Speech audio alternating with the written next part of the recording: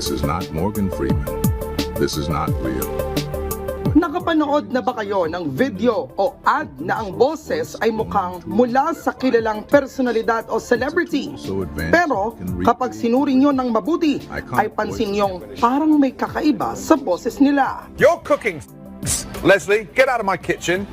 Napaisip rin ba kayo na, teka, parang hindi niya naman talaga sinabi yan? Well, be aware dahil baka AI voice cloning o voice phishing na pala yan. Sa bilis ng pag-unlad ng teknolohiya, nagkalat na ang mga apps na kayang gumawa ng boses ng kahit na sino, lalo na ng mga kilalang personalidad at artista. Medyo natutuwa man ang iba sa paggamit niyan. Abay malaking peligro kung ang mga boses na gawa sa mga app na ito ay magamit sa panloloko o pamamahagi ng mali o peking impormasyon.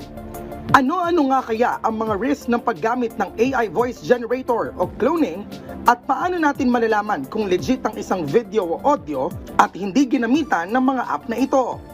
Alamin na natin yan dito lang sa MIL 101!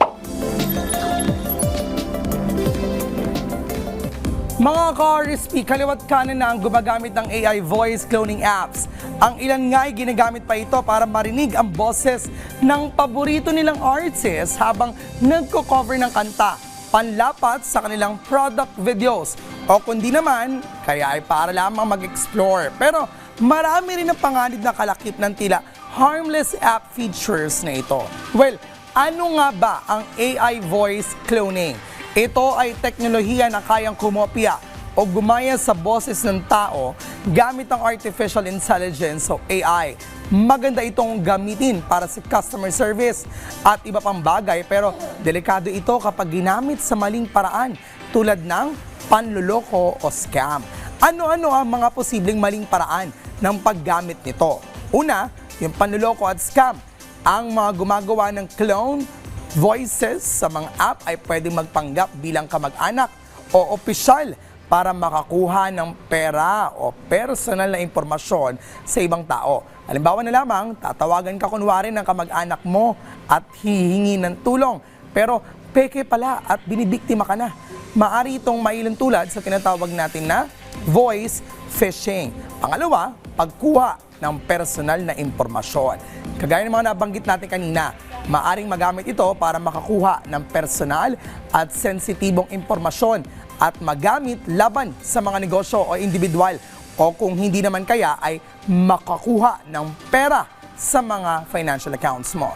Pangatlo, pagkakalat ng maling balita.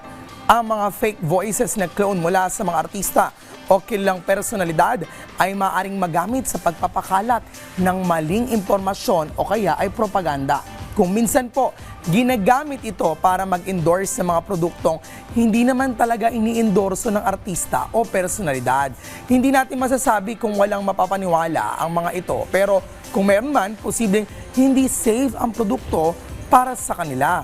Well, ano ang dapat gawin kapag nagaya nito ang boses ninyo?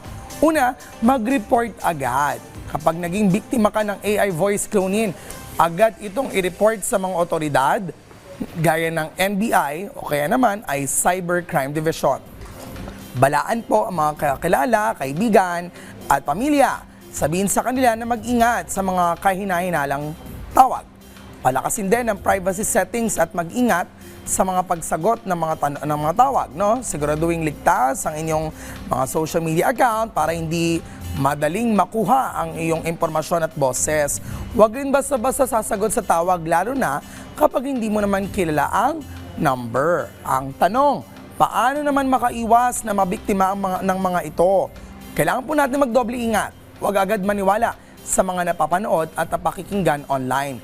Mag-ingat din sa mga binibisitang sites. Huwag basta mag-click ng links at magbukas ng mga website. Mag-research at suriin din ang clips. Alamin kung totoo ang mga impormasyong sinasabi dito at palaging i-check kung fake ang boses sa audio o yung naririnig. Nakakabilib man ang nagagawa ng mga bagong teknolohiya gaya ng AI voice cloning. May dala rin itong posibleng panganib kung gagamitin sa maling paraan. huwag magpapalinlang. Kailangan po natin maging mapanuri at laging protektahan ang ating mga sarili laban sa mga ganitong klaseng panloloko. Yan po muna ang ating pinag-usapan dito sa MIL 101.